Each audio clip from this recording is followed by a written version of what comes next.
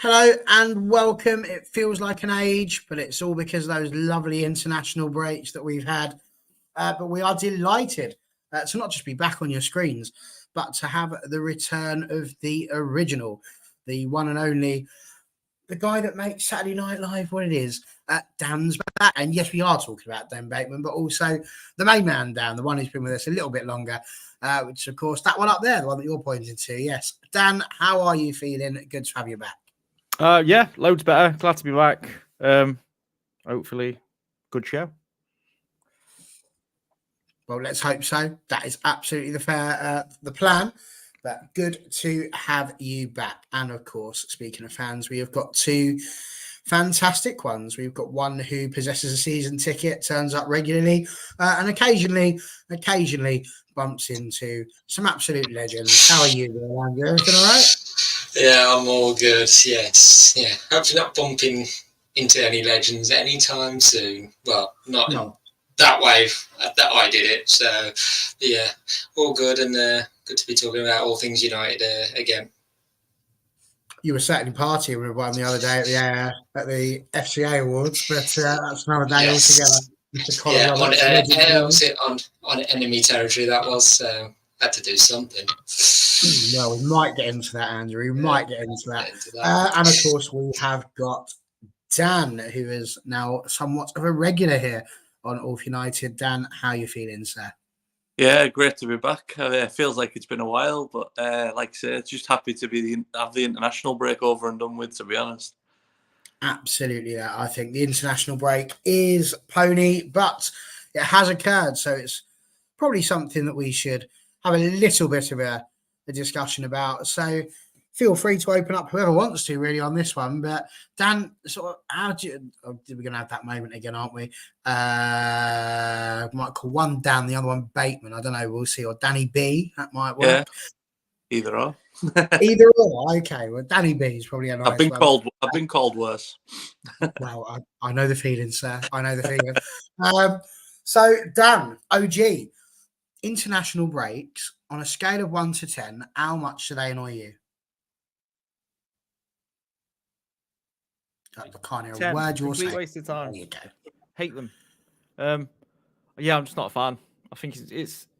I used to like them until the England team was picked the same every single time, and the internationals got more and more and more and more meaningless, as you can tell by the France score. What was it, 14-0, 15-0, something like that? It's just, I would say 80% of internationals are absolutely pointless. It's just another way of a player getting injured. I mean, don't get me wrong, I like the tournaments and I like watching England at the tournaments, and I'll have a debate about if Southgate's good or bad or whatever else, fair enough. But no, they're just far too consuming in a regular season. They need to cut them out a little bit. I'm glad they're over. I mean, Andrew, it's a strange one, isn't it? These international breaks. We see lots of good things happen. You know, Scott McTominay has certainly been somebody who's shone over the international breaks in 2023, but even that's just really hard to get excited about. You know, I mean, it's lovely seeing Scott McTominay score, of course it is, and with a little bit of Scottish blood in my family, you know, that's a delight as well.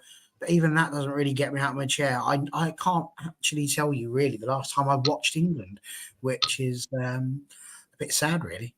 Yeah, so happy for Scott, and that, you know, they'll be going to the Euros as well. And like I say, I did watch the England games, but I wasn't taking too much of an interest. I mean, the international break, it's like the time I switch off from it. So I'm like, and let's say in these past 2 weeks, focusing on the United women's team as well. So that's literally wasn't really focusing much on the international rate, and sometimes those games are like a bit meaningless at times. Like with England, they'd qualified anyway, so I'm like, we're just like, are they just going to go undefeated, which they did. So I'm just like, glad Premier League football is back, and and we're on a good run of games to go to now. It's just a bit mad, isn't it, Danny B? Because we had 2 games, and this just tells you how much I paid attention to it. I've just had to Google what the England scores were. I vaguely remembered something happening against Malta and not actually knowing what had occurred. Apparently, we won that one 2-0, which was incredibly exciting, one of our qualifiers. But we've drawn against North Macedonia. And I read that and I just think to myself, what? How have we drawn to North Macedonia? And we only equalised thanks to an own goal. Like, where's the entertainment? Honestly, for me, I think I do watch a little bit of England, but the qualifiers, as soon as I seen the two upcoming fixtures were Malta and North Macedonia, I was just like, oh, what else is on Coronation Street? Something like that. But when I seen the Malta scored, it was only 2-0. I read somewhere there was no shot on target from either side for 60 minutes in the Malta game. You know, you're like, that's Southgate for you. It's quite scary. I mean, it is incredibly dark. I mean, well, here we go. Do you think they were trying? I mean, I don't know. Like, it must be really tricky to have these sorts of games for the players. They're in the middle of their league seasons. Simon's made a good point there about the potential repercussions of these players playing. And, I mean, you look at it, we had Ollie Watkins up front against Macedonia, Jack Grealish, Phil Foden, Saka was playing, Alexander-Arnold, boo, scored today, Rice, Lewis, Guehi, Maguire, yay, Kyle Walker and Jordan Pickford. But, I mean, you read that out and you just think, I couldn't care less, Andrew. I mean, I'm looking at that. I'm cheering for Maguire because it's Maguire. And if I see United players do well, I'll always be happy. But do you think they're trying? Do you think they really, really care? Or do you think they walk into those games thinking we should win this just because we're England? I don't know if it's the case of they think they're going into straight away to win it. So on any given day, teams can beat each other. So I'm happy the United players are getting, the international squads and getting their playing time. But I say, like with England, I follow more the tournament football. So when it's friendlies or into Nations League as well, I'm just like, I just think, can you just have like a break in the season like they do with a winter break, which we are getting this season onwards. So I'm just thinking, can't you just scrap a few more international games, and then we can have like those breaks in the season. It will help the players in the long run across the year, because it is a long old season. So, but yeah, I do think those players do go out and try to win. They're not going to just turn up and expect to win. They do want to go out there and be on that winning side. But yeah, as far as international breaks, I'm glad they're over now.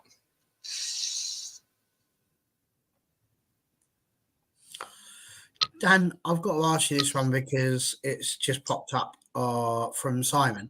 Can you ever see this happening? Big teams writing into players' contract that you can't go to international matches. I mean, I'd be gobsmacked, absolutely gobsmacked if people could write that into people's contracts. And do you think any players would accept it? Because most of them do seem to want to go. No, I think there's a rule in FIFA where if a club don't release a player, they can actually stop the player from playing for the club.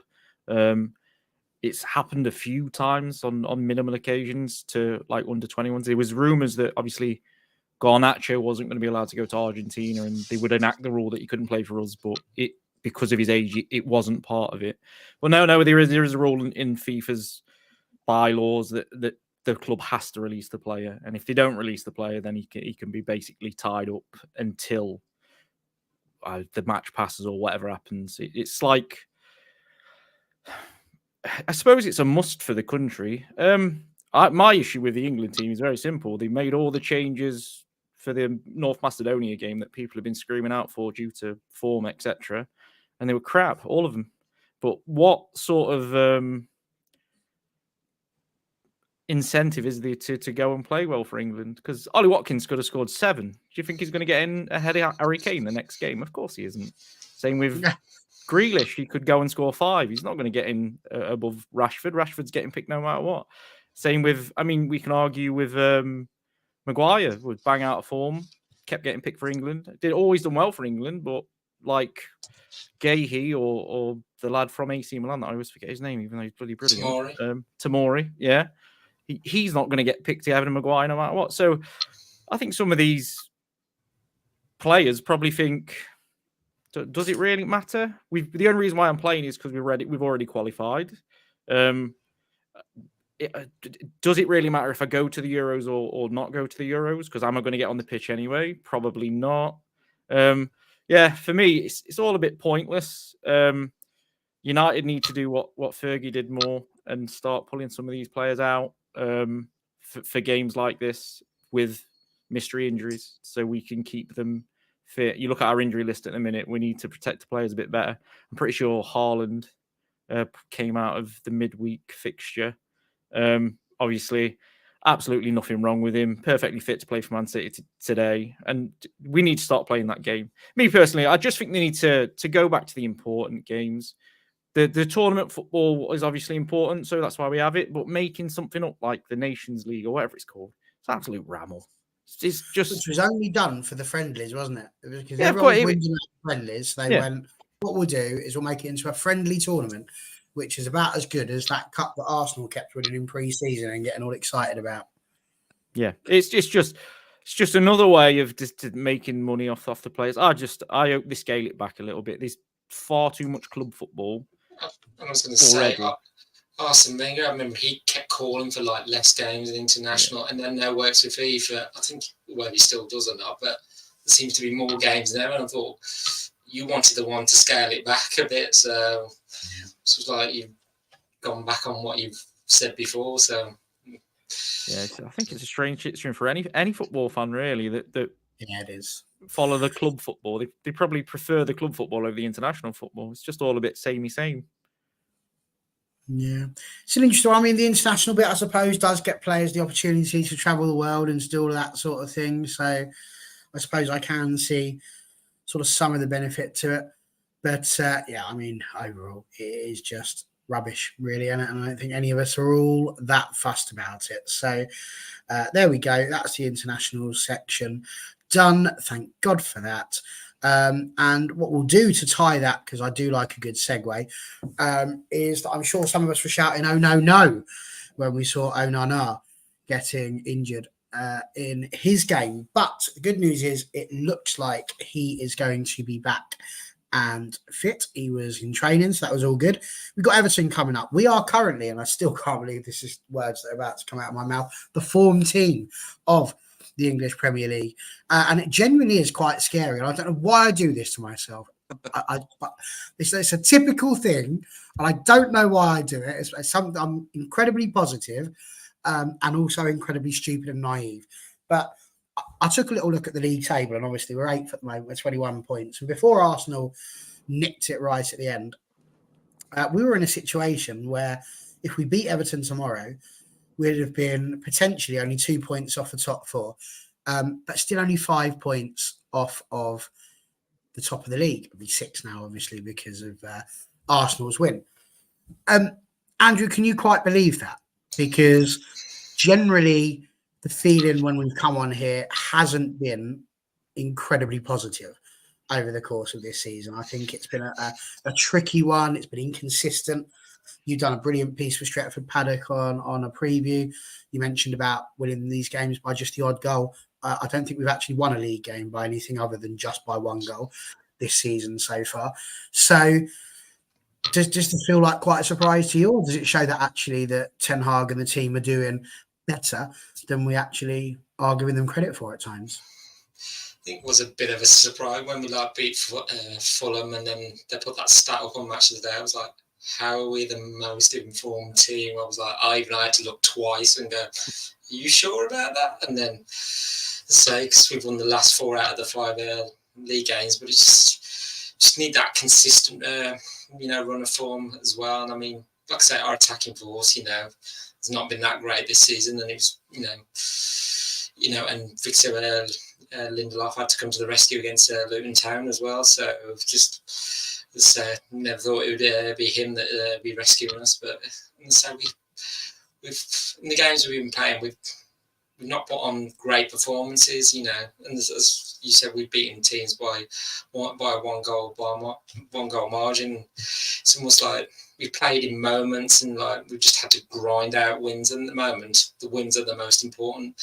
The performances will come later through, the constant winning. So so we're still going to make up that 5-point gap as well, and also we've got to start scoring more goals. We've only scored 13 so far, and it's about the worst record in the top half of the league.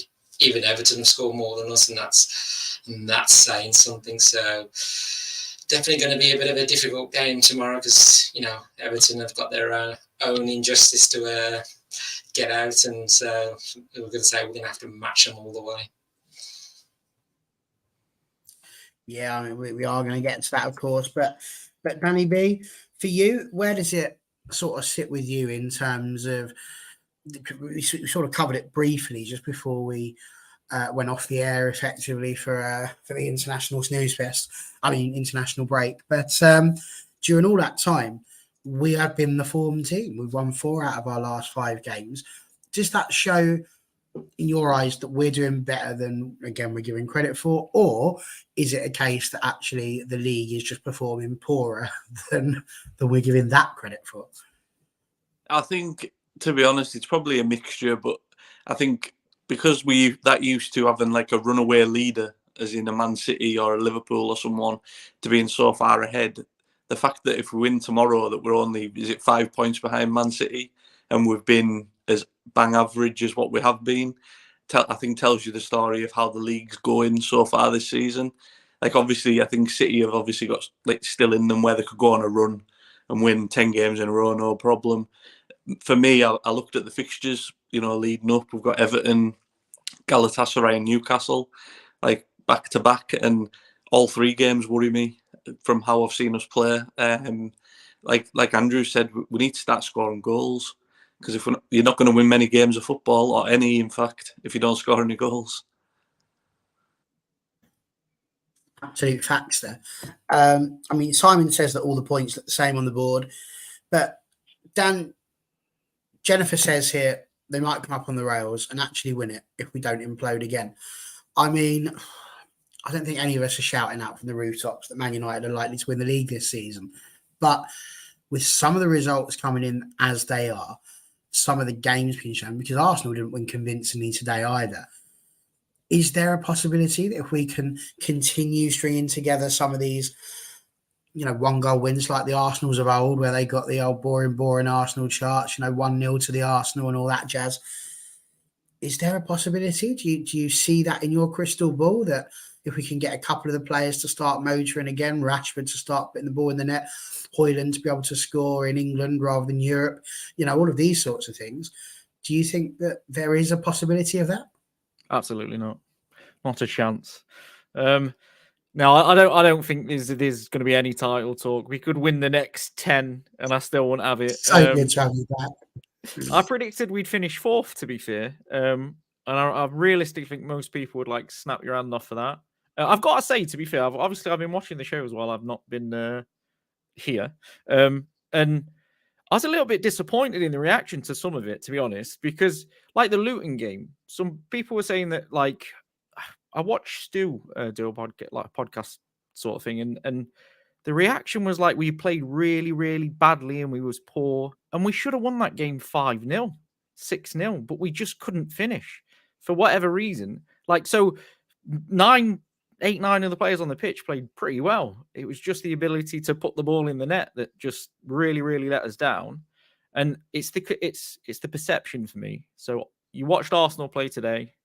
They've snuck a win at the end, and even the commentators, they're saying champions grind out results, like 1-0 wins are the way to go. If that's Man United, it's they're rubbish, last gap goals aren't good enough, this, that, and the other.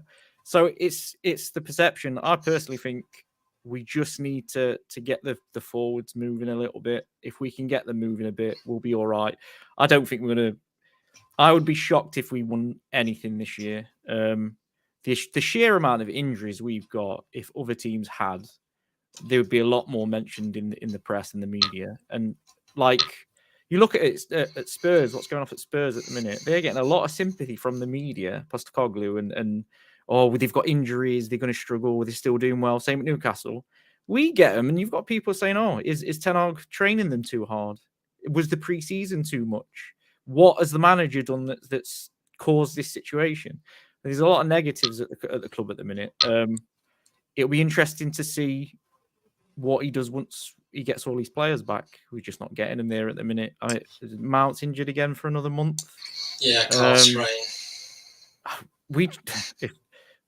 I was watching the shows while I was away, and Tony made an absolute mental shout, and it absolutely blew me away that he said that Luke Shaw is the only world-class player at the club, which is an absolute mental shout, right? Like, fair play to him, because we have missed him though. This is what I was going to say. He has now actually got the chance to come back and show Tone was absolutely spot on, because if he comes back and it all turns, Tone's absolutely hit the nail on the head. But no, I can't wait to get some of the players back. Ultimately, we're not going to win anything in a hurry at the minute. We've got to give him time. I've said it a few times that we've got a choice as fans. We can either back him, and I'll take fourth now and back him to make changes and kick people out of the club and get what he wants in, or we turn our back on him and we're going to be having the same conversation in 12 months' time. Yeah, and just mentioned Mason Mount there, and I just think it's just a bit unfortunate his start to United. It's been stop-start, and I'm just like, I'm hoping it's not going to turn out like a bit like Donny van der Beek. And it's funny because that was like, yeah. I was watching the football with my brother earlier, and he mentioned, like, I mentioned to him, Mount's out again for a month, and he's like, "Well, does it really matter? He's not been very good for you." And I'm like, "Well, he's barely kicked the ball to say that you can't say he's not been good because he's not played." He's managed 3 games in a row, and then he's been injured pretty much every time. I'll tell you what I did see, though. Someone put on social media earlier about Mason Mount's injuries from last season at Chelsea. He'd had like 5 or 6 different injuries in one season. So that leads you to thinking about the recruitment side of it again. Like, what if we signed somebody who's got this injury record from last year? You know, because we trust the recruitment enough to go, oh, yeah, they've done all the right checks. They've done all the, I just don't trust them. So I just think they've probably signed. Chelsea couldn't wait to get rid of him. So. Oh, you say that as well. It's come out today, according to the world of social media, that there was reservations about Varane's knees when we signed him. And it led us to put more bonus-based wages than actual earned wages. So his starting wages less than people think, apparently. I'm sure it's still quite high.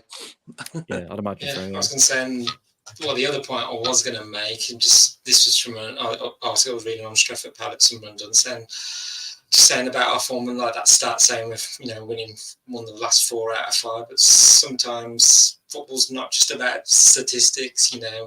Okay, it's probably the quickest way to break down a game of football, as I read, but it's like it's what you're seeing on that pitch. The leadership, the hard work, and that passion you see on the pitch. Look, I always say about as long as they go out there and put all the effort in, and we try to win a game, and if we still end up losing, then I'll be happy. It's when the players don't, and that's where I have my grievance.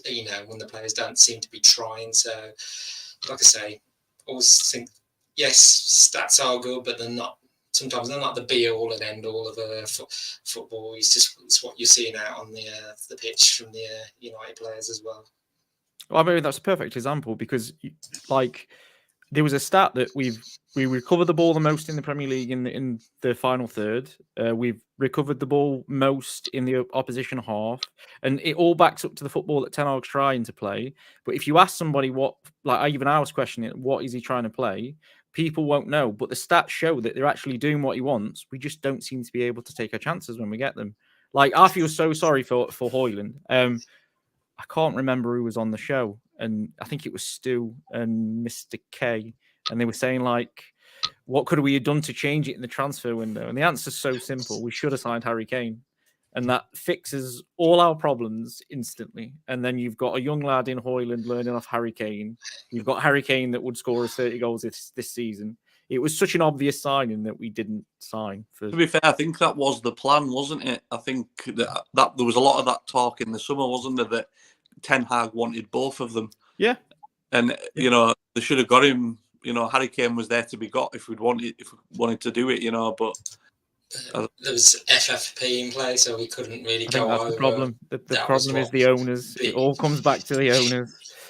Hoyland does need someone alongside him. I always think whether Ten Hag will do this, move Rashford in alongside him, because Rashford always likes to cut in and try and score a goal. Well, just put him alongside him, and then maybe that just might work. But I don't know whether Ten Hag will go for that. But he just needs some help, and I don't see it coming from Martial at the minute. So, and he's like one of the most senior forwards there at the moment. So I'm just like, he needs some help. Hoyland, I mean, got his scoring freely in the Champions League. Just the Premier League, the game against Luton, you thought that chance he got, he was just going to bury it. And He should have scored 3 in that game. I always think we're playing, like, as you said, the way 10 Hag wants. I just feel like once it clicks, when that is, we'll just be running with it. And there will be a game, hopefully, just eventually, where it clicks and we win 4-0.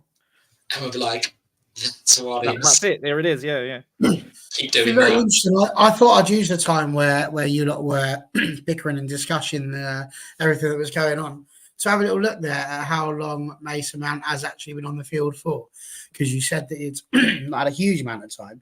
So he's had 8 games in the Premier League and he's played 401 minutes, which is roughly 4.5 games out of the 8 that he's played. 135 minutes in the 2 games that he's played in the EFL Cup, which is 1.5 games, obviously. And I think it was 91 minutes over the 2 Champions League games that he's played there. 1 virtually full game and 1 very short subs appearance. I think I agree with you. Generally, Andrew, he hasn't clicked as yet. We're hoping that he will. He's got to at some point, because if he doesn't, that will certainly be a negative for Ten Hag. I don't think we can argue that too much. You know, you make your choices, just like Veron was for Ferguson.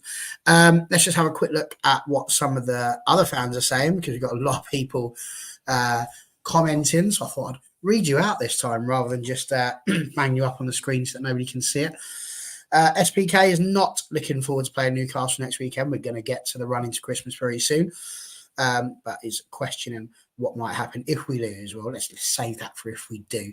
We won't have that discussion just yet. Matthew Ross thinking that Mainu might play tomorrow, which will be very interesting. The rumour. Yes. And SPK also not too impressed with the rotation as it stands. He thinks that playing Varane over Victor is a joke. Well, I don't think he will be tomorrow, but we'll find out. And United are recruiting injury prune players. Yeah, that's fruity. United are recruiting injury prone players.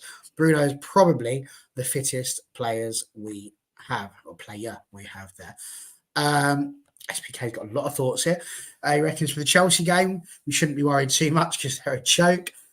Well, we'll see. And he thinks that what could get him sacked with the signings such as Anthony, Onana and Mount. So that brings us really to the discussion of the potential team tomorrow. We know that Onana is fit. I think he will play.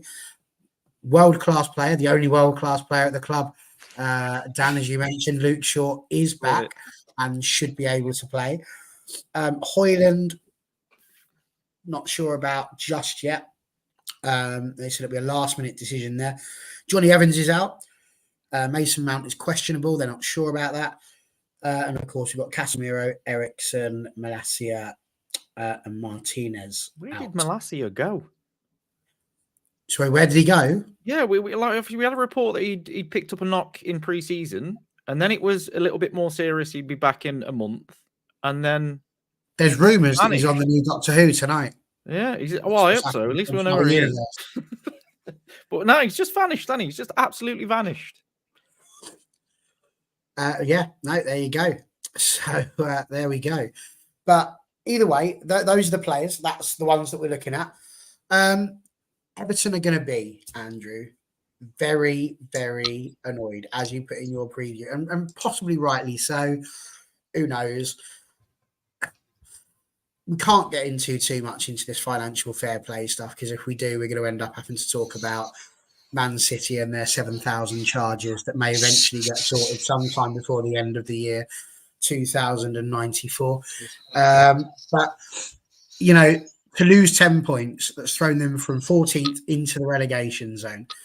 They got, like I say, the same goal difference as us. I think you put in your preview that they've also scored one more goal than us, but they didn't have as many points as us, which is, again, quite interesting. So where do you stand on this game against Everton? Do you think we've got the ability within our squad to go out there and beat them? I mean, you know, you'd be forgiven for looking at the league table, like I say, and going, well, you know, they could be getting relegated this season, but it doesn't really tell the full story. Where do you think this game's going to go?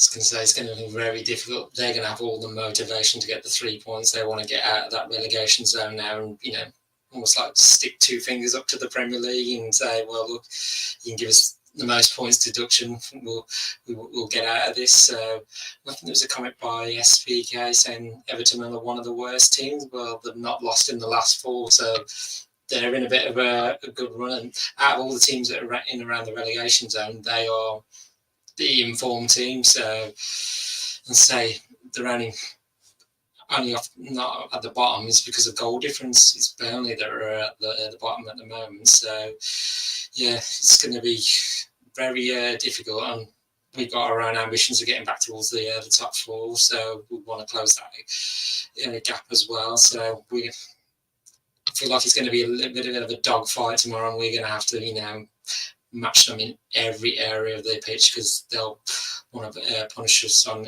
every scale. So, plus, and if we do get the win, it'll be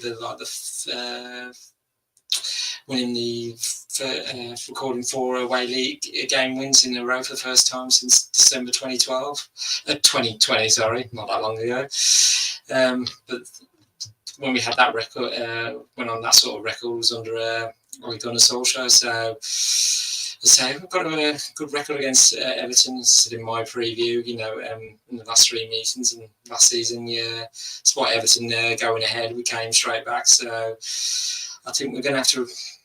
I think the first 20 minutes are going to be key because I think Everton are just going to come out and, you know, just try and batter us, and I think we're just going to have to ride out that storm, you know, and just play our way into the game. And I think the key area will be that midfield. If we can win that midfield battle, then I think, you know, we can just nick all 3 points away at Goodison.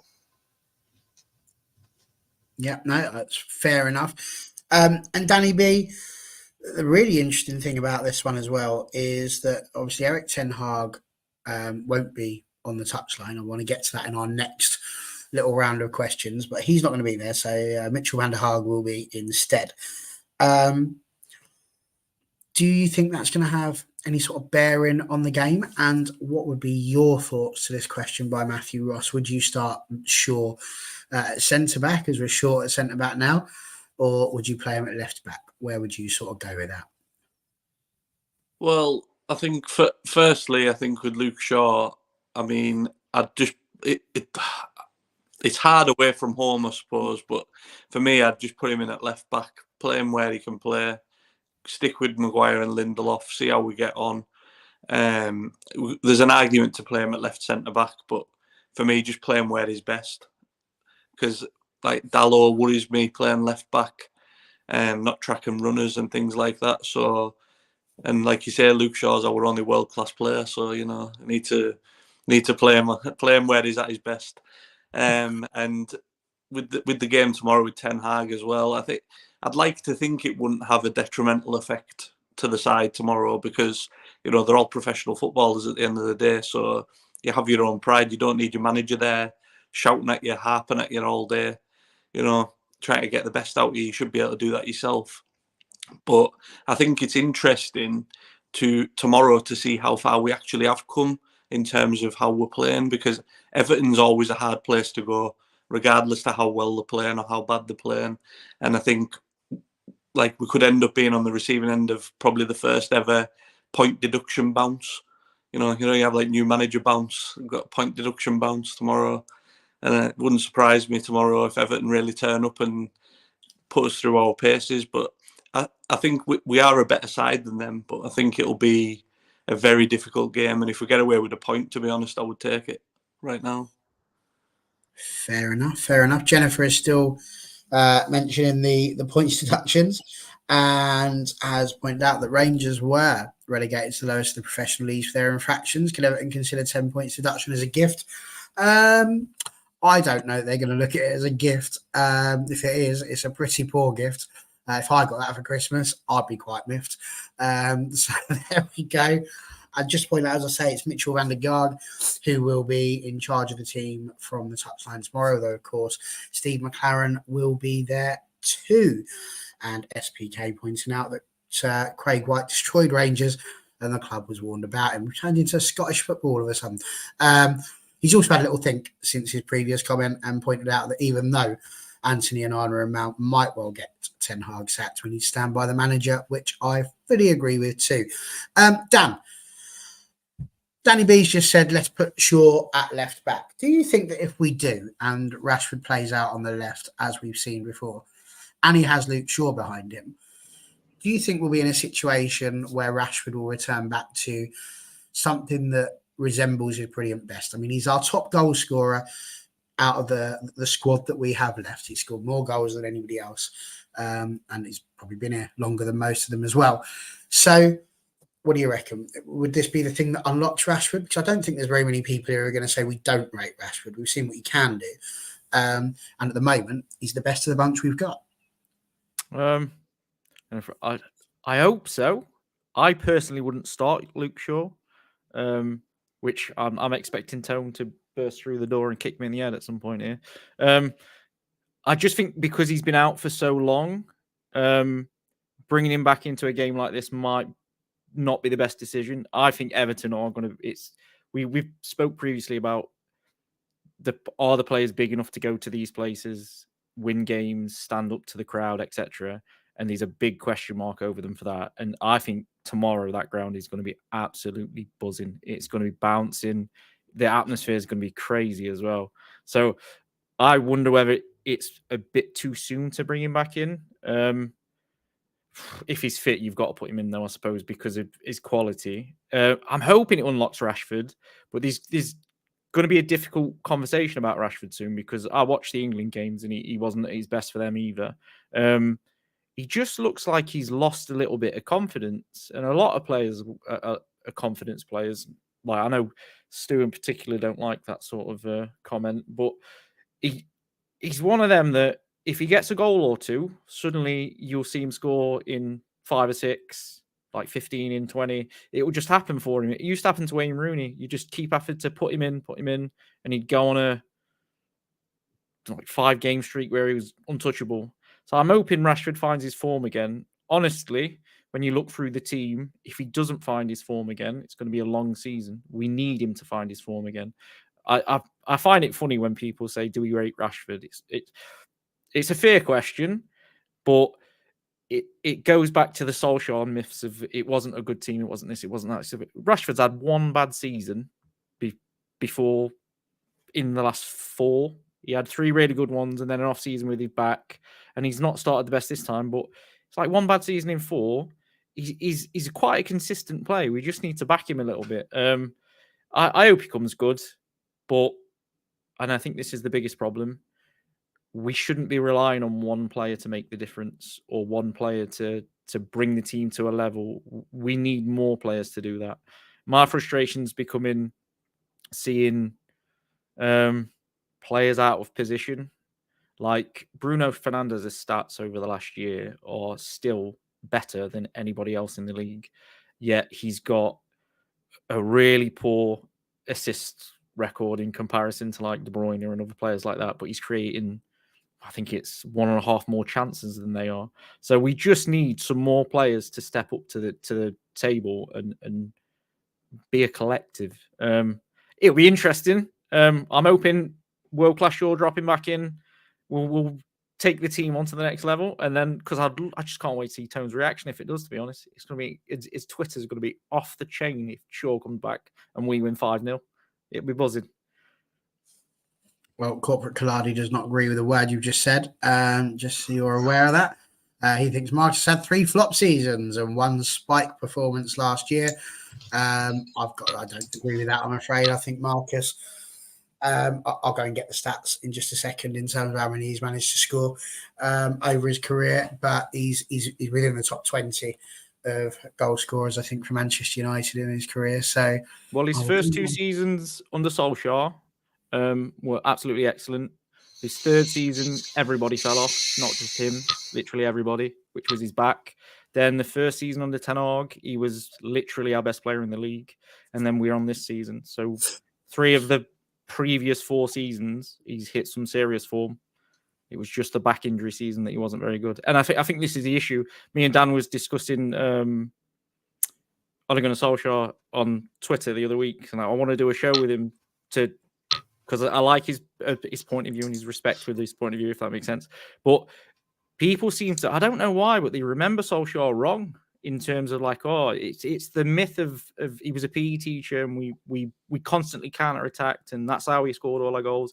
And it was all individual brilliance. But then I don't know whether it's because there wasn't many fans in the stadiums or whatever else. But when you go back and you look at the games, some of the goals we scored, it was always really good football. We scored more goals on the counter-attack under Ten Hag last season than any of Solskjaer seasons. But then you will ask who played the counter-attacking football, and people will say Solskjaer. So, like, the stats don't match up to the opinion, if that makes sense. But it's interesting. I think we played some of our best football under Ollie. Oh, it was fantastic. Yeah. It made me fall back in love with United after, like, someone put a screenshot of Van Gaal's results over like a 6-month period.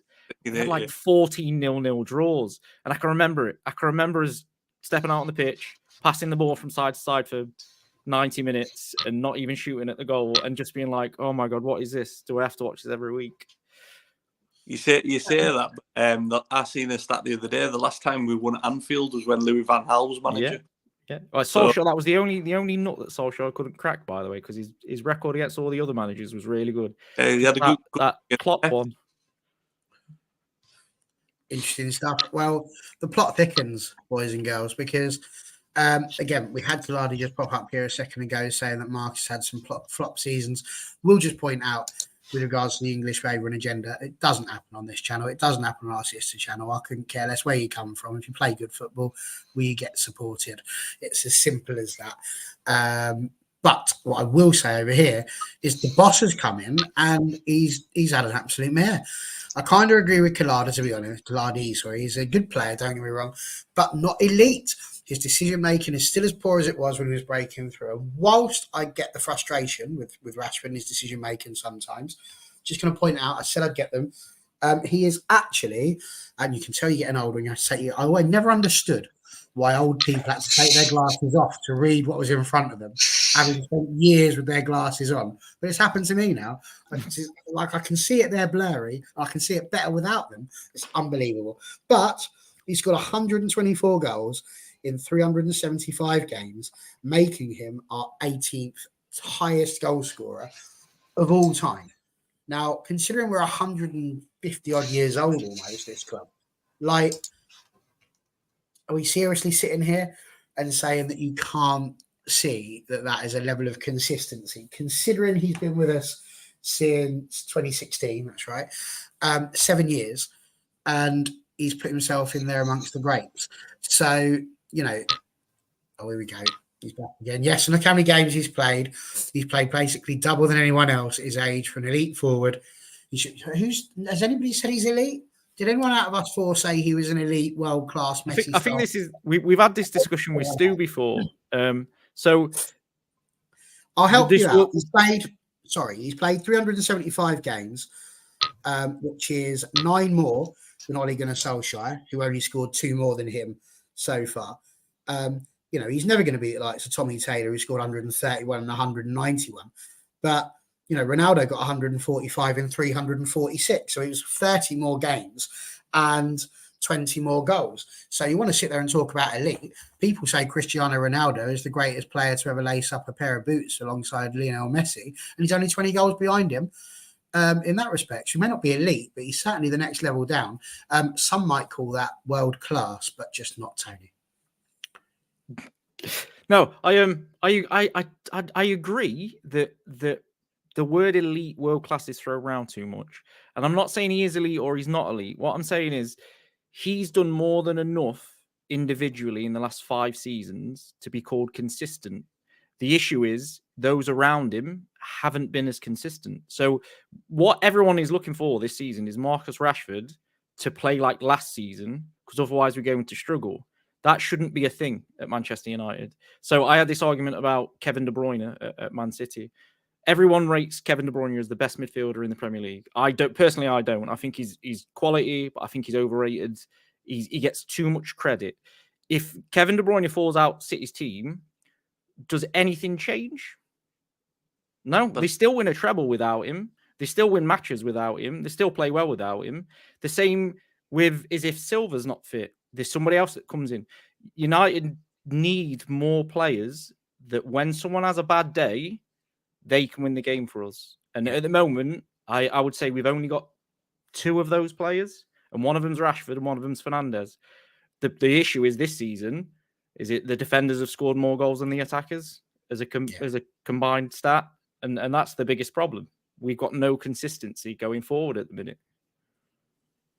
Yeah, it's a fair point. And again, going back to Kaladi, he's just put on there that if we sold him, we'd get good money for him. But like you just said, who's coming in to replace him? We've just sat there and said we're relying on one player. So who's the other person that's going to step up? Will it be someone like Højlund? Is he going to get to that point? Last little point from Kaladi on what he's been saying here. Doesn't want to play like last season. I want to play football, for which we brought Ten Hag in, got rid of De Gea and spent money on defensive winger and a goalkeeper who, since we bought him, hasn't bothered to do the job that we were supposed to get him in for, but okay, if you say so. And again, ever since signing the new contract, performances have dropped off. More likely, PSG will try to sign him again. Well, we shall see what happens there. The question I wanted to go on to next was about Ten Hag, insofar as he's got a match day ban. And I was looking into this, and I've got to say, I feel like this is the most pointless thing I have ever seen in my entire life. So let me just tell you. He got 3 yellow cards, which gives him a touchline ban. As a result of that, he can't sit in the dugout. What he can do is sit in the executive area, where he can communicate with his bench using a communication device. Could be a telephone, could be a mobile, could be an earpiece, a la Sam Allardyce. However, and this cracks me up, he's also allowed to go in the dressing room at halftime and full time. What's the point? What are we gaining here? What? Like, if you're going to ban someone, and I'm not saying that I would really like that, but if you're banning from the stadium, that's like saying you've got 5 yellow cards, you're going to miss a game, but you can go on for the last 20 minutes. You know, it's like you're still there. Like, you can't actually play. If you score, it won't count. You know, that. What on earth is that all about? Anyone got any thoughts and opinions on this? Because I read that and I just thought, it's just one of those footballing things that's just absolutely pathetic. It's to make the FA look like they're putting a stamp down in it. That's the true what I was just about to say. Yeah. Just make the FA look like they've got a bit of authority and they can go, oh, well, if you get 3 yellow cards, I'm not being funny, how many times is Klopp going to be banned? If Ten Hag's got 3 yellow cards already, Klopp must have had about 20. Like, you're going to end up just banning managers for the sake of banning them. And like you said, on stairs, so it makes no sense. I'm just going to say, with Ten Hag not being on the touchline, how much will we miss his presence on the touchline? Because, you know, he's made those mid-game adjustments, and it's helped. And last season it helped to score 12 goals in the Premier League last season. So, and I think this season, we sit joint 7th. You know, and that, you know, that chart, you know. You know, when he's made mid-game adjustments, we've scored, I think, about 3 goals from that. So, McTominay, all of them. yes, twice. So I'm trying to remember who the other one was. But you say how much a manager can affect match once it is kicked off. But Ten Hag has shown he can. He's very active on the touchline, you know, during the Premier League games, and he's obviously spending periods back in the dugouts, getting the tactical advice and making the adjustments to the players on the pitch and making those substitutions as well. So obviously you'd be sitting in the stands, so you can take a more like top-down view. You might have a better tactical view. From because I'm just thinking the touchline. You just whereas you're seeing it up from up above, you can go, oh, because obviously they've got all them in the dugout. Well, the iPads and all so they can replay stuff back or where things are not going right or where they're going right or wrong. So they do have all that. So yes, it'd probably be best if we had him on the touchline, but it's so you can fire down his instructions and and say our assistant manager can just shout those instructions out to the players. There is a rumour that the Glazers are incredibly pleased that Ten Hag has been sent to the stands because it means they can have one less floodlight on because it will just reflect off of his head onto the pitch. So just a little rumor that I heard. Don't know where the truth is in that, but honestly, it blew my mind. Absolutely blew my mind. That one did. Score predictions for Everton. I suppose we should probably move on to next because I think we've covered the vast majority of what we need to for a preview there. So, Andrew, where do you see the goals in this game? As I said earlier, it's going to be tough. So I'm going to go with the same score in the last season at Goodison Park, 2-1. So I'm just thinking, I just feel like Rashford's going to get a goal tomorrow. I'm just thinking he might just fire us to the win. But yeah, I just hope we don't concede first. We just get on the front, get on the front foot and we score first. But even if we do, I believe we can come back. So at the moment, 2-1 for me. Okay. Danny B, where are you going? My predictions of the day, I'm going 1-1. I think it'll be a tricky game and I think we'll do well to come away with a draw. And I think I agree with Andrew though. I think Rashford's due a goal. Away from home, I think suits him better anyways. Counter-attacking, pacing behind, that kind of stuff. I think Rashford will score, but I think it might be 1-1. So what you're basically saying is that all of the excitement and hype that I've allowed myself to go through today is going to be just disappeared by the time we get to 7 o'clock tomorrow night. Okay, thanks for that. You're welcome. It would be boring if we all just sat here and said we were going to win. So. No, I absolutely. I'm not expecting you to say that. I'm just saying, maybe I've got a horrible fall coming. Sitting here hoping I hope you're wrong, and all I really do. I don't know if I can take much more of this. Dan, what do you see happening? Is it going to be a draw, or are you going to ruin my life entirely and tell me you think Everton are going to win? I think it's all going to come together tomorrow. I think we're going to win 3-0. I genuinely think that tomorrow's going to be the game where it clicks and because we've been dominating games for 20 minutes and not scoring. But I think tomorrow we're going to get the early goal and then they're going to do what he's actually asking them to do, and we're going to be comfortable. Wow, it's quite a thing. Okay, let us know what you're thinking in the comments. A few of you have been keeping up with what we've been talking about, so we look forward to seeing what your predictions are for tomorrow. Whatever happens, it should be a good game. I believe live on TV at 4:30, which incidentally could be a really big Manchester United day if you so desired, because Man United women are on the BBC iPlayer. They will be playing at 1:30. Is that right, Andrew? That's the kickoff, isn't it? 1:30. 12:30. 12:30. Yes. I know. I was thinking the other day it's 2:00 the kickoff, and on my ticket it says 2:00 the kickoff, but it's 12:30 the kickoff is. There we go. So they moved it to 12:30. I did think it was a bit odd, but I thought I had somebody say it was 1:30 last night on the chat. But there we go, 12:30. So you can watch that. 2:30. Have a little chill out, get your Sunday roast on, start piling a few berries if you so desire, and then it's us. 4:30, United against Everton, where you will either be supping more beers at the end or crying into them. So we shall see which one it is that we end up doing. Hopefully the previous one. I wanted to take a little look into our countdown. Oh, here we go. Jennifer's just ruining my life today. Everton will win because United will assume an easy posture, which I think is one way of putting it, Jennifer, for sure. So looking at the countdown to Christmas, we've got to Christmas. We just passed to the end of the year. We've got 10 games coming up. Obviously, Everton is the first of that. We've got obviously 2 Champions League games coming up. I just wanted to grab your thoughts and opinions on what you think is going to happen there, because looking at the results we've had so far against them, we obviously lost to Galatasaray and we lost to Bayern Munich. Again, both by 1 goal. Some very tight games that we've had so far this season. But we need to effectively win at least one, if not both, of those to have an opportunity of progressing in the competition.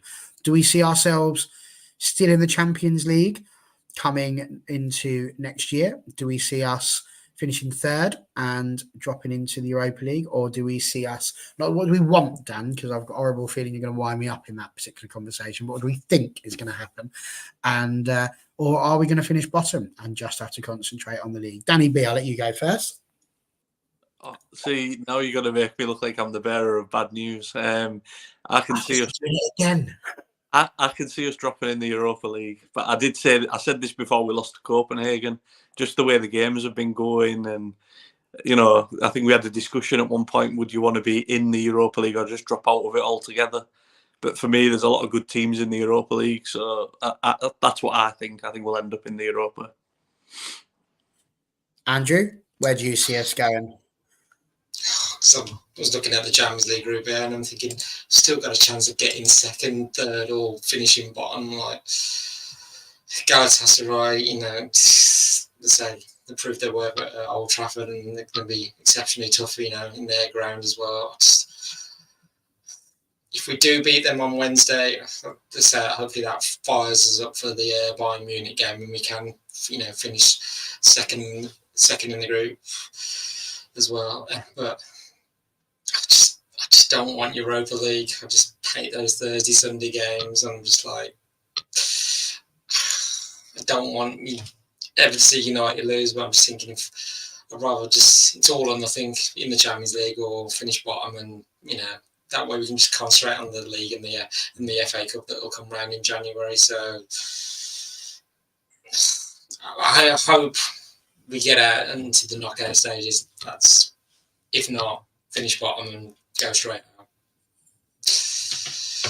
Jennifer's a bit sad here. I think you need to put the gin down, Jennifer. It's not working tonight. The season is a total write-off for Europe. We may just make the European Conference League next season. I'll try my best to make this a happy show, but it just feels like we're going out of everything. It's going to be terrible. We're going to lose to Everton, going out of Europe. Honestly, what a Christmas it's going to be. It's like getting coal in your stocking. Although if we did have an Andy Cole in our stocking, that would be pretty bloody amazing. Lovely little link that I've done there. It's amazing, really. Dan, we're bottom of the table. We've got 3 points.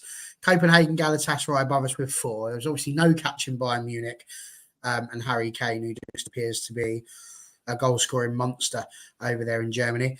Where do you see us going? Are we going to somehow usurp Copenhagen and Galatasaray? It's a tricky one. If we get the win, Galatasaray could still pip us to the post in the last game, depending on what happens with Bayern Munich. So that's the danger of the situation we're in. What do you think it's going to be? I think Bayern Munich are going to have a massive say on what happens, to be honest. If we can get a positive result against Galatasaray, like you said, there's no catching Bayern Munich. So I personally don't think they're going to put out a very strong team. But that could be an issue against Copenhagen. So if Bayern weaken the squad for Copenhagen and Copenhagen get the result against them, then it's well out of our hands going into the Bayern game. So it's interesting. I would question the mentality of the players again. Can they go over to Istanbul and get a result? I don't think they can, to be honest. So I think that'll be the end of it. Maybe a draw. I think that might see us go to the last game against Bayern as well. Because then obviously Copenhagen and Galatasaray then play each other while we play Munich. So we could still sneak through if get a draw in Galatasaray. I'm with Andy, to be honest. We either qualify second and I'm happy, or we just write it off and go out bottom. I know it's like we I had to go with Dan when Dan was on the thing about saying that we should go out instead of going for trophies. I just don't want Thursday, Sunday anymore. So I would much prefer to finish bottom and go out than go through in the Europa League. But then there's another argument, which unfortunately we will have to touch on, which is if we were to go out of Europe altogether, we've got FFP issues then going into next season, depending on the investment from Sir Jim Ratcliffe. And then you've also got the coefficients for next year's Champions League. So we need more English teams to do well, and then it's likely the 5th place in the Premier League will go to the Champions League. So then I would want the Europa League if that's going to make us only have to finish 5th to get Champions League next year. So it's quite complicated, but it all comes down to Galatasaray away for me. If we can get a result there, a positive one, I don't think Bayern Munich are going to put out a very strong team against us at Old Trafford. And then with Andy singing and all the fans, we should have enough to get through. I think it's going to be a very interesting one for sure. I mean, I can literally see all possible options happening. I can see us nicking something against Galatasaray if we've had a good result against Everton, go in there, getting ourselves a little win there, putting ourselves into second spot, like you say, Bayern Munich not putting their strongest side out, and then us just sort of nicking it against them as well and finishing second. I can equally see us beating Galatasaray and losing to Bayern Munich and managing to finish third because Copenhagen lost both of their games. But I can equally see us going to Galatasaray, getting absolutely nothing, having Bayern Munich come to us, getting absolutely nothing, and not having Europe at all, which Jennifer basically says is what's going to happen. She thinks Europe is done with this season, and she detests gin. All right, then vodka. Whatever alcohol it is you're supping, Jennifer, it's telling you a little bit argumentative against me. I don't know what I've done to upset you, but I can only apologise. I'm going to go for rosé. Connor is back. He says the players just play when they notice AW in the crowd. Of course, that's Andrew Wall, official photographer. Not official, sorry, but he is a photographer from his seat. Especially when they see AW driving into the car park. I don't think that Connor is one that should be throwing stones when it comes to driving around car parks and near players, if I'm brutally honest with you.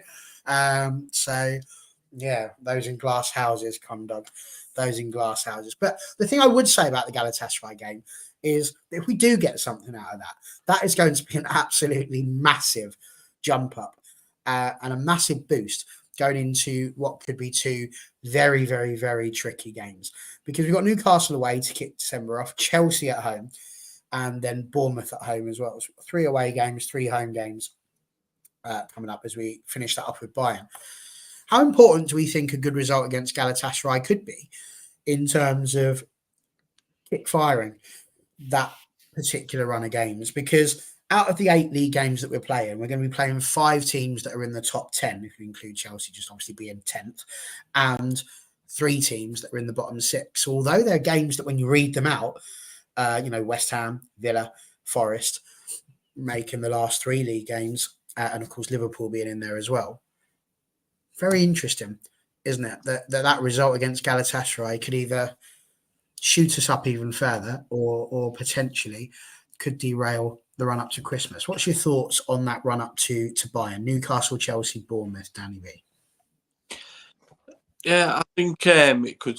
I think Everton on Sunday. I think tomorrow. Sorry, is a very big game in terms of how far we've come. We've made a lot of with the informed team. If we can go to Goodison and like other Dan says, if it all does come together tomorrow and we play well and we get a comfortable win, then we've got to be going to Galatasaray with a lot of confidence. So I think if we get a positive result there, then Newcastle away is a totally different game again. But if we're going on a good run of form where we are picking up wins on the road, because that's a lot of the worry for me, where the mentality, like Dan said earlier, of us going to hard games and going to Turkey away, Everton away, Newcastle away, all these games. If we can start picking up positive wins and playing well in them games, then there's no reason we can't go on a run. Some of the games I've seen are winnable, like Bournemouth at home in December, I think, and the one that jumped out was obviously Liverpool away. But you think some of the games, it's just, I don't know. I just think with Everton and Galatasaray, them two are the ones for me that could kickstart the season if we get good results, but it could also derail the season if we have bad results. So those 3 games then, Danny B, Newcastle, Chelsea, Bournemouth, 9 possible points. How many do you reckon we'll get out of those? 7. Ooh. I'm assuming that's beating Bournemouth and Chelsea and drawing with Newcastle. Yes. Okay, fair enough. Andrew Wall, what say you on those 3 rather miraculous games? Depends on how we play tomorrow against Everton. Hopefully we get the win and it will take us to Turkey to try and nick a good result against Galatasaray. I'm just looking ahead to next weekend with Newcastle. That's, as I say, they've had their win over Chelsea today and they've got PSG midweek as well. So it'll be interesting to see how they do away there as well, what sort of form they'll be coming to. And also, we've got Chelsea coming up as well. I'm just thinking Chelsea have been so up and down as well, so it's like what to make of their form as well, because you think the players they bought in, the money they spent, and Pochettino's manager, I'm like, well, I'm just thinking it's not going as good as Chelsea's led to believe. I'm just thinking every time, we don't get a good result, it's like social media and everything, it's like it's a meltdown, whereas Chelsea haven't been doing so great as well. So, but yeah, it's just in some ways, I think playing away from Old Trafford, for the next week or so, I just think, I don't know, the players have a bit less, because playing at Old Trafford can be quite, it is intense. So I'm just thinking, away from Old Trafford, like when we had a couple of years ago when we went on that great away run, couldn't stop winning. So I just think a bit of time away from Old Trafford might do the players some good. And then, but yeah, let's say looking at these fixtures coming up, no winners are given. So I just think we might just be having to grind out results. I just think at the moment, as we said, saying the performances are not there. So I just think at the moment, just grinding out those wins, and then instead, hopefully the performances will start to click at some point. But when will that be? So, but at the moment, I'll take 1-0 wins every time. If it, means we're getting the points on the board. How many points do you see coming? Because Connor's gone 4, which I presume will be a win against Bournemouth and a draw against either Newcastle or Chelsea and a loss against the other. What do you see being the? I'm going to go the same as Danny B, 7. You think 7? Is that the same as well? Win against Bournemouth, Chelsea, draw v Newcastle? Yeah, the same, yeah. All right. Dan, spotlight to you, sir. I think we're going to win all of them. I think we're going to get 9 points. I do. I've seen enough, and this is what I mean by I was a little bit disappointed at the reaction of the last few games. I get we've not played... Even with that 3-0 loss in the League Cup against the mighty Geordies. Yeah, and St James's Park as well. I've seen enough from them that we're playing our way into some form in terms of there's time in the games where we've dominated for good spells. We've pushed on. We've done well. So I just think it's there for it to click. We're going to be talking that one of these games is where it's clicked and it's been a bit different for us leading up to Christmas. Like what Connor's put there, if that happens, then the shouts for Ten Hag out will be so loud because that wouldn't be good enough. There's got to be a turning point. But I've seen enough in the last 5 games that if we can just take our chances when we get them, or just play that extra pass that they can work on the training field, like just get your head up and slide that pass in instead of shooting, or whatever else, we've had more than enough chances in the previous 5 games to win them comfortably if we take them. It's just better decision making. Get them on the pitch. I get what we're saying about Newcastle, but Newcastle are really struggling for injuries at the minute. I know we are as well. So if we lose this shackle of the mentality that we've got, we should be going at them. Have we got a much better chance to beat Newcastle at the minute? Not really, because they're missing so many players. So many players they used to that make the team. So we've just got to. There's got to be that turning point, and it's got to come in the next few games. It's got to happen. So this is what I was saying about you build. It don't just happen overnight. You build. You have to have 4 or 5 where you show the progress, and then it happens. It clicks. So hopefully it clicks tomorrow at Everton, because that will be massive. If we can take a good win tomorrow and then a decent result against Galatasaray, suddenly the season's a lot brighter than it is now. Interesting. Very interesting. I mean, like you say, Connor Pitton here doesn't think we're going to beat Everton, doesn't think we're going to beat Newcastle, draw against Chelsea, win against Bournemouth. Obviously, I'm assuming that he thinks we're going out of the Champions League as well. If that was to happen, as you just said, the shout out for Ten Hag would be massive. Well, I think sorry, if I just finish on this one, because what happens then after Bayern is we've then got Liverpool away. Which if you tag that onto the end, you'd assume that if that's happening, that's probably not going to be a win either. Yeah. And if the Sir Jim Ratcliffe stuff is true and the takeovers push through, he's going to be the highest percentage single owner of the club. So obviously the family members own less than he does, even though together they own more, but singly he would be the highest. He's apparently going to have more say of what's going off at boardroom level and on the pitch. If you're saying to him that he's going to come in the club and we've lost to Everton, we've lost to Galatasaray, or we've gone out the Champions League, we've drew or lost to Newcastle, we've only picked up a draw, Ten Hag's getting sacked. He'll be gone, because Jim Ratcliffe's probably got someone in mind maybe that he's going to bring in if the results aren't there. So I think it would be massive if it what don't reports change. you listen to, doesn't it? Because I'm hearing news that Jim Ratcliffe actually doesn't blame Erik Ten Hag and likes what he's done with the club, and that he just sees other things around there. So it really does depend where you go and get your news media from. And I just choose to just not take it from anywhere, because half the people they just kick it. They kick the can down the road. It's been being announced for the last week every day, and then they'll say, "Oh, for unknown delays, it's going to be next week," and then eventually it'll drop on a day they've said, and they'll go, "See, we told you all along." It's just guesswork off of it. I just think patience will be thin if the results don't turn sharp for him. He needs it. He needs the players to stand up and make a difference now. It can't wait anymore. I was going to say, and Ten Hag will know he will be in trouble if us match-going fans turn. At the moment, we haven't. So we'll say he's got still credit in the bank, and we know it's been a tough period with it in, so we're still backing him. But when we start to turn, then. But at the moment, it's not the case. But we'll see how this run of games goes. But yeah, if we can drip feed some of the players back in at the same time as well. Sure, Mino. Well, that was part of the thing I was going to add to what Jennifer's put here. You know, we wait for his click as a unit, how much more time, but then I don't think he's really had his full 11 out very often. He's chosen 11, so to speak, that he would like to have at all, probably this season, if we're brutally honest. So it'll be very interesting to see what happens when he does finally get his full 11 out.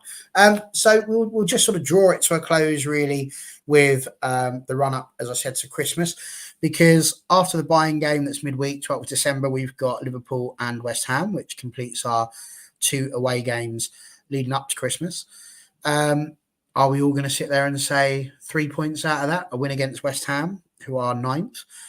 Or, you know, how do we see that Liverpool game? You know, that's massive in terms of, as we talk about how close we are. You know, if we've managed to get a few good results, we've beaten Everton, we've nicked one against Newcastle, we've beaten Chelsea, we've smashed Bournemouth.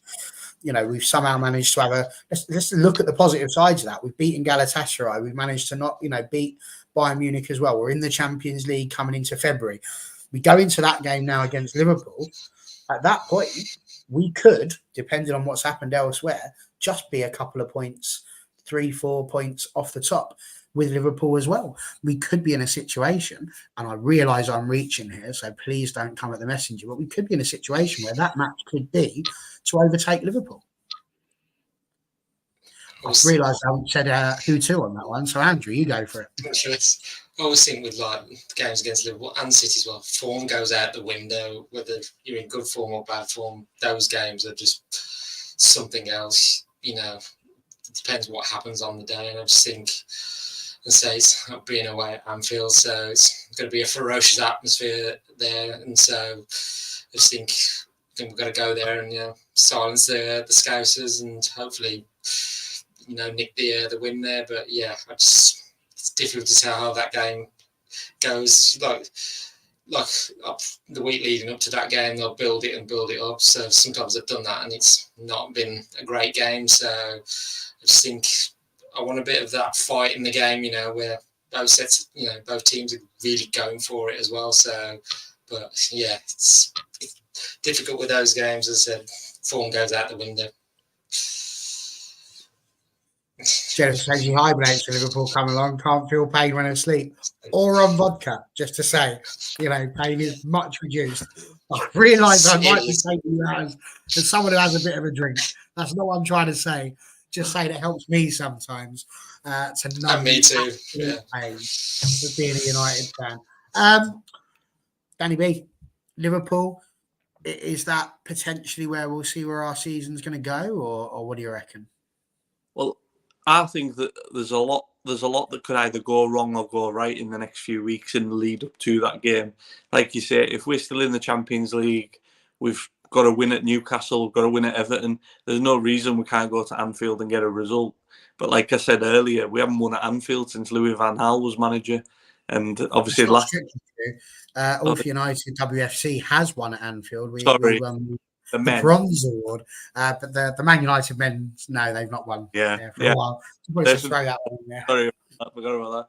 But no, like I say, I just think when I looked at the fixtures, the Liverpool one just frightened me, to be honest. I think I'm still a bit, distressed from last year's visit there. So I think the Liverpool game, I don't want to think about it too much because we've got too many big games coming up in the next few weeks. We need to focus on them first. Try and make sure we're picking up wins at Everton, wins at, against Newcastle, and try and get them points on the board first. And we take Liverpool as they come.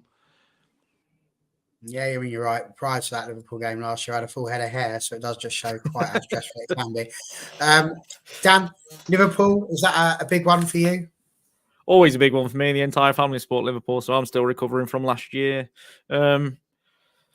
For me, it's just about being realistic of where the club is now and where it needs to get to. If we can get to the Liverpool game and we're in touching distance of the top four or even squeaking our bums in the top four, I'll be happy. If we're still in the Champions League, even better. The Liverpool game is, let's be honest, they can't do much worse than last year. So it's for the players, it's an absolute free pass. If you go and you show a bit of commitment and we lose 1-0, it's a massive step forward in terms of last season. So it's if I'm Ten Hag, it's not a difficult team talk, is it? Go out and don't get beat 7-0 this time, please. Show a little bit of something like that the fans can at least hold on to. It's just that we need to stop that capitulation that we see sometimes. And I mean, touch wood. I think Maguire will be back for that game, and I think he suits games like that. As much as people will say he lacks pace and stuff like this, he would have made a difference last year with clearing out the box better and getting rid of the ball and stuff. So, yeah, as long as we're in the touching distance of the top four going into that game, I'll be quite happy. Do I think we're going to beat Liverpool at Anfield? I can't remember the last time we did. I know it was apparently under Van Gaal. I can't remember it. Oh, yes, I can remember it. Wanfield, as we renamed it. I can remember it. Yeah, I can remember it. Oh, that bicycle / volley was incredible. So I mean, I'd love that. Maybe we could get Mark back just for that game. But now it's a tough ask for any club going to Anfield to win. I mean, you look at City. Liverpool have stopped City today from the record of 24 home wins in a row.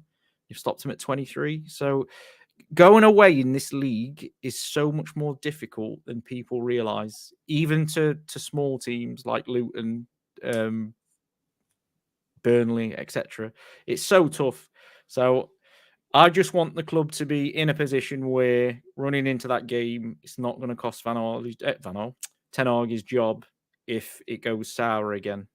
He needs to have enough points in the bank that he gets past Christmas, and we can. Maybe there's a transfer window to be had. Maybe there isn't. Maybe. And then, of course, Christmas Day, fat man in a suit turns up, drops presents down the chimney. And then Boxing Day. We love a Boxing Day. And we got Aston Villa on Boxing Day at home, which is lovely for Andrew because he can go to that. So no major dramas there.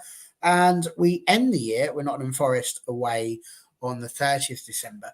And really, my question about the end of the season, end of the year, sorry, on this one is this again, no match on New Year's Day. They appear to be having that little 2-week rest again, and we won't be kicking off us United until the 14th of January. Why is it that the FA are hell-bent on ruining football for footballing fans? The New Year's Day fixture for me was absolutely delightful. You used to love that. It's all part of the Christmas holidays, the whole point of it. You know, Boxing Day, you enjoy having that on. There's usually an argument of some sort that you're not having the football on, we're playing games as a family. And it's like, yeah, and one of the games we're playing is how can we keep an eye on the football whilst playing the games, you know, whatever it might be, Hungry Hippos or Monopoly or whatever it is people decided to go for. But now New Year's Day, you know, when you're traditionally incredibly hungover, you've just had your fry up to try and mop up all the excess alcohol. You know, all you want is a nice day of watching football. Where's it gone, Andrew? Well, what on earth is happening? Because the footballers need a winter break. Here's an idea. Get rid of the Nations League. Give them some proper breaks during the season. I was going to say, well, we got the winter break the end of January, beginning of February. And you just said there, well, after Forest on the 30th, it's the 14th before we play another Premier League, but we'll have the FA Cup weekend the following on the 5th and 6th.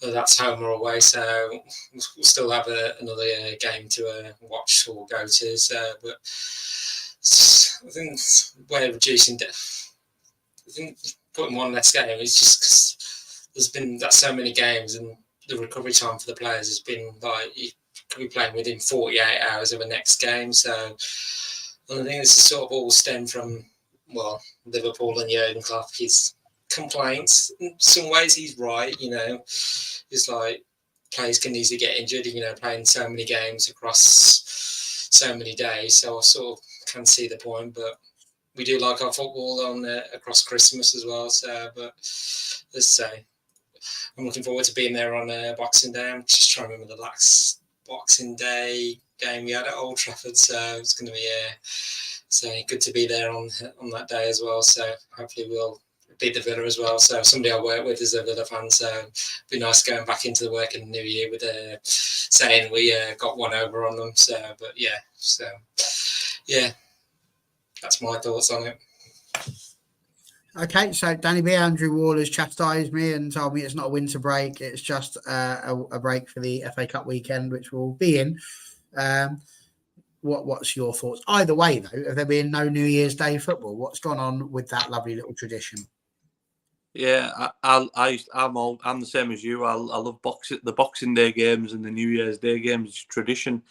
In my house, especially when I was a kid, I remember just me and my dad always would either go to my local team, which is Carlisle United. We'd go to that game if they were at home, or be trying to make an excuse to get out of some family thing to go and watch the football somewhere. And I just think, the problem's easy solved. Like you said, just get rid of the Nations League or these pointless friends that we play, or stop the players travelling halfway across the world in a pre-season game if you want to limit injuries. There's other things they could do instead of doing a winter break for me. Very true, Jennifer. Very true. And Dan, your thoughts? I'm very similar, to be fair. I get it. I get why they're doing it. I think we play 3 times in January with the FA Cup game, which is not a huge amount, and then depending on qualification to the other stuff, it's basically a game every week for the following months. I would watch football every day. If it was on every single day, I'd watch it every single day. Just get rid of internationals completely, and then we can just watch the club all year round. That would work for me. Absolutely fine. Oh, there you go. Interesting point. So do you know, by the way, any of you, why it's called Boxing Day?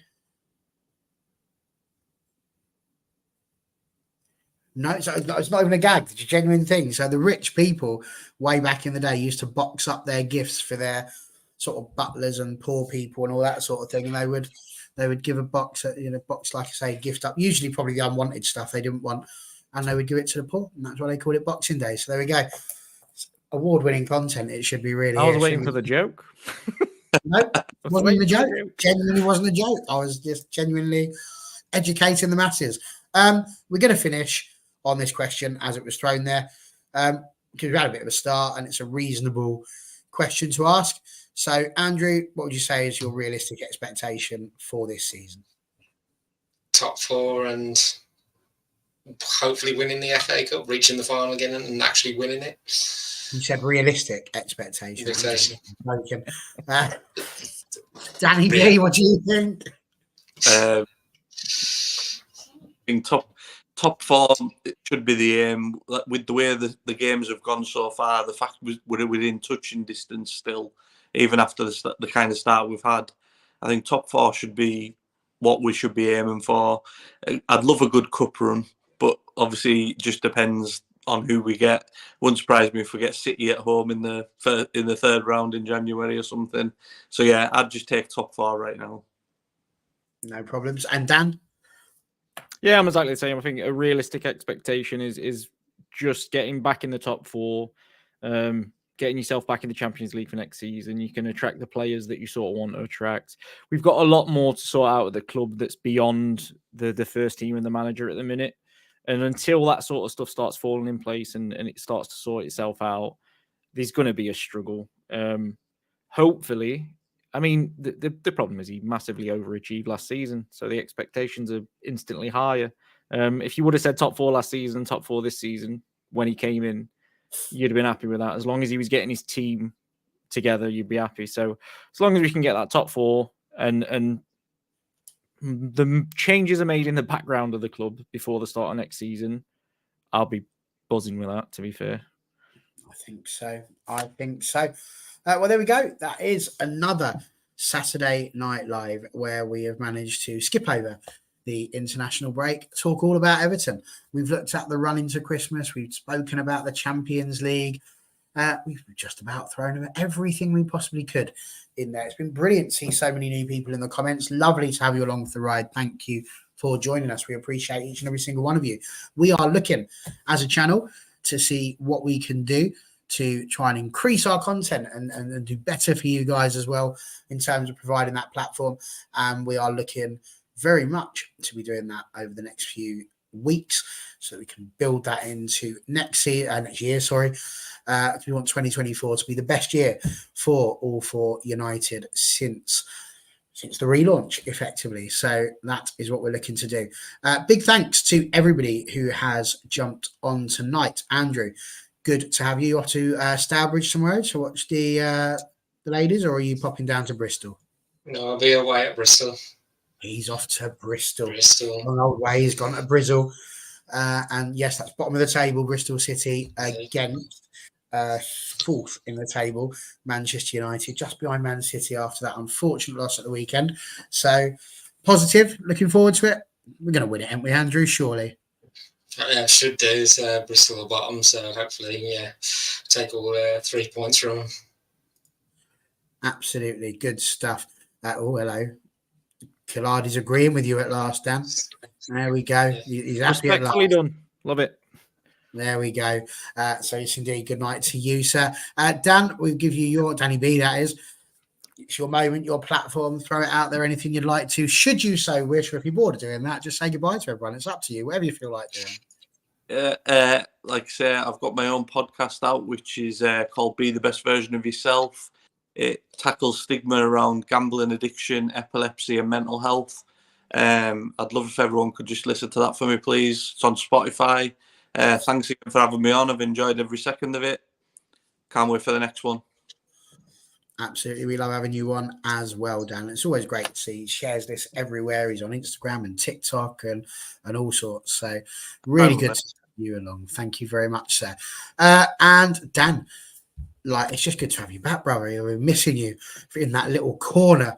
I felt like a little solo ant lost from his tribe, and we finally got you back in. Did you enjoy that, having you back on again? Yeah, it's been good. Fingers crossed, no more issues, and I'll be on every week. That would be nice. Yeah, absolutely. If you could sort that out, that'd be wonderful. Because I'm not sure we're going to pay the sick pay again. So we don't pay. Don't be stupid. That's all good. Brilliant. It's been a cracker. Thank you so much for joining us. Thank you for your messages. Like, subscribe, share, retweet, do the lot. Get your friends in. It's just a chat. It's just a laugh. And as Khalidi just said, glory, glory, Man United. We're going to beat Everton. Come on.